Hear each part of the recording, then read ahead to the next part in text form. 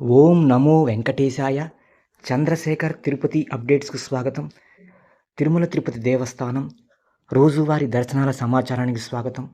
ముందుగా దర్శనాల వివరాలు. నిన్నటి రోజున తిరుమల శ్రీవారిని 76,104 మంది భక్తులు దర్శనం చేసుకున్నారు.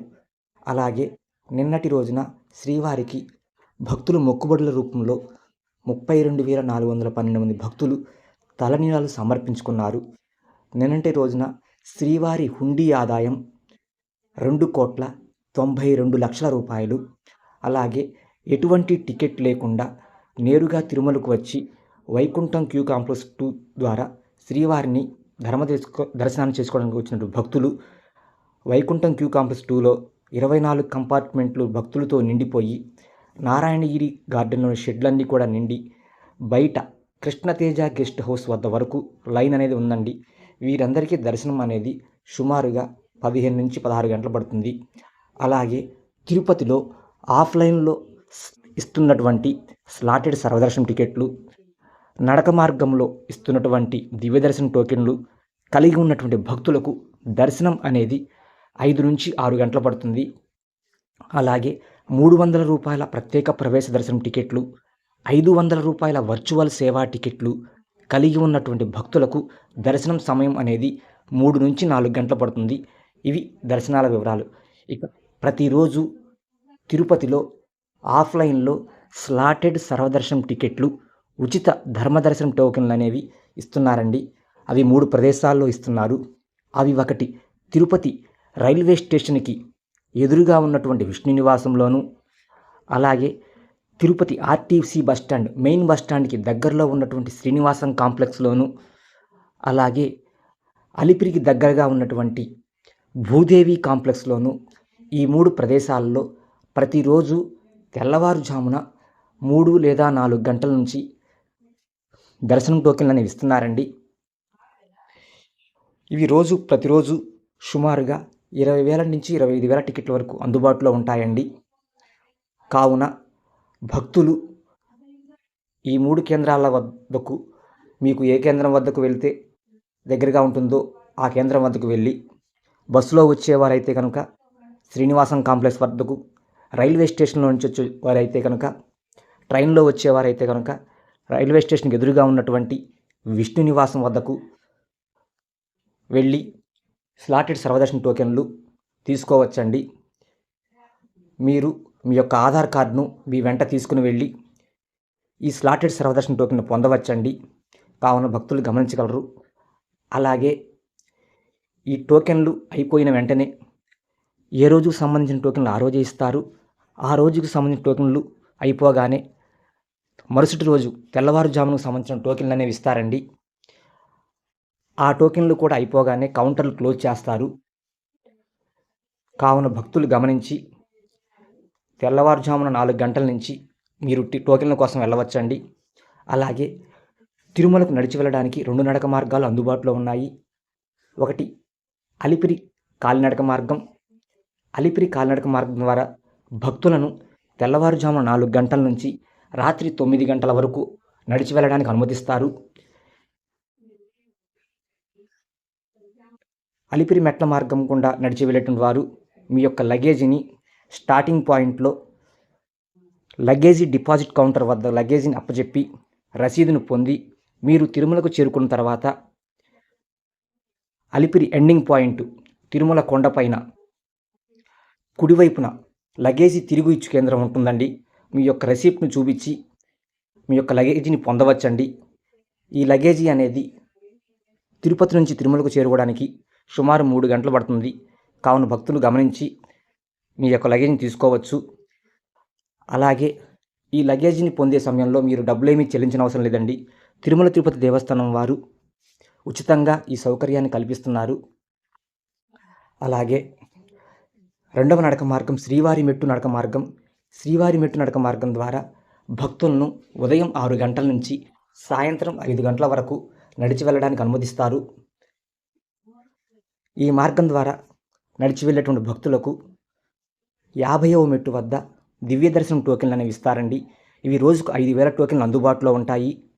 కావున భక్తులు గమనించగలరు. ఈ 5,000 టోకెన్లు అయిపోగానే కౌంటర్ క్లోజ్ చేస్తారు. టికెట్లు లేనటువంటి భక్తులు ఎటువంటి టికెట్లు లేనటువంటి భక్తులు నేరుగా తిరుమలకు చేరుకొని వైకుంఠం క్యూ కాంప్లెక్స్ 2 ద్వారా శ్రీవారిని ధర్మదర్శనం చేసుకోవచ్చు. కాకపోతే ఈ దర్శనం సమయం అనేది ఎక్కువ సమయం పడుతుంది. టోకెన్ లేనటువంటి భక్తులకు ఉచిత దర్శనం టికెట్లు ఉన్న భక్తులకైతే 5 గంటల్లో దర్శనం అయిపోతుంది. టోకెన్ లేనటువంటి భక్తులకు వైకుంఠం క్యూ కాంప్లెక్స్లో 2లో వేచి ఉండి దర్శనం చేసుకోవాలి. సుమారు 8 గంటలు 10 గంటలు పడుతుంది. కావున భక్తులు గమనించగలరు. ఇక లేటెస్ట్ అప్డేట్స్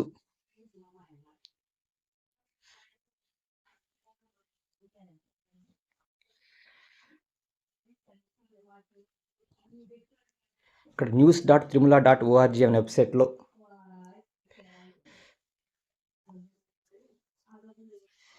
ఫిబ్రవరిలో శ్రీ కోదండరామస్వామి వారి ఆలయంలో విశేష ఉత్సవాలు. తిరుపతి శ్రీ కోదండరామాలయంలో ఫిబ్రవరి నెలలో పలు విశేష ఉత్సవాలు జరగనున్నాయి. వాటి వివరాలు ఇలా ఉన్నాయి. ఫిబ్రవరిలో 3వ తేదీ, 10వ తేదీ, 17వ తేదీ, 24వ తేదీల్లో శనివారం సందర్భంగా ఉదయం 6 గంటలకు శ్రీ సీతారామ లక్ష్మణుల మూలవర్లకు అభిషేకం నిర్వహిస్తారు. సాయంత్రం 5:30 ఊంజల్ సేవ అనగా ఉయ్యాల సేవ, తిరువీధి ఉత్సవం, ఆస్థానం నిర్వహిస్తారు. ఫిబ్రవరి 9వ తేదీ అమావాస్య సందర్భంగా ఉదయం 8 గంటలకు సహస్ర కలశాభిషేకం చేపడతారు. రాత్రి 7 గంటలకు హనుమంత వాహన సేవ జరుగుతుంది. ఫిబ్రవరి 21వ తేదీ పునర్వసు నక్షత్రం, శ్రీరాముల వారి జన్మ నక్షత్రం పునర్వసు నక్షత్రం సందర్భంగా ఉదయం 11 గంటలకు శ్రీ సీతారాముల కళ్యాణం జరగనుంది. సాయంత్రం 5:30 స్వామి అమ్మవారిని తిరుచిపై మండపంపై ఆలయ 4 మాడ వీధుల గుండా శ్రీరామచంద్ర పుష్కరిణి వద్దకు ఊరేగింపుగా తీసుకెళతారు. సాయంత్రం 5:30 ఊంజల్ సేవ, ఆస్థానం నిర్వహిస్తారు. ఫిబ్రవరి 25న పౌర్ణమి సందర్భంగా కూపుచంద్రపేట ఉత్సవం నిర్వహించనున్నారు. టీటీడీ ముఖ్య ప్రజా సంబంధాల అధికారిచే విడుదల చేయబడింది. ఇదండి తిరుపతిలోని కోదండరామస్వామి ఆలయంలో ఫిబ్రవరి నెలలో విశేష ఉత్సవాలు జరుగుతాయండి. ఈ నెలలో 4 శనివారాల్లో కూడాను సీతారామ లక్ష్మణుల కళ్యాణం మూలవర్లకు అభిషేకం నిర్వహిస్తారు. సాయంత్రం 5:30 ఊంజల సేవ, తిరువీధి ఉత్సవం, ఆస్థానం నిర్వహిస్తారు. 4 శనివారాల్లో నిర్వహిస్తారు. అలాగే ఫిబ్రవరి 9వ తేదీ అమావాస్య సందర్భంగా ఉదయం 8 గంటలకు సహస్ర కలశాభిషేకం చేపడతారు.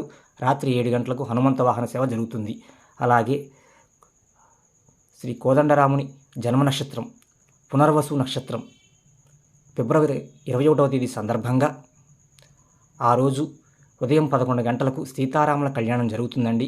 సాయంత్రం 5:30 స్వామి అమ్మవార్లను తిరుచుపై ఆలయ 4 మాడవీధుల గుండా ఊరేగిస్తారు. ఊరేంపుగా పుష్కరిణి వద్దకు ఊరేంపుగా తీసుకెళతారు. 5:30 సాయంత్రం ఊంజల సేవ నిర్వహిస్తారు. ఇది అప్డేట్ అండి. మరొక అప్డేటు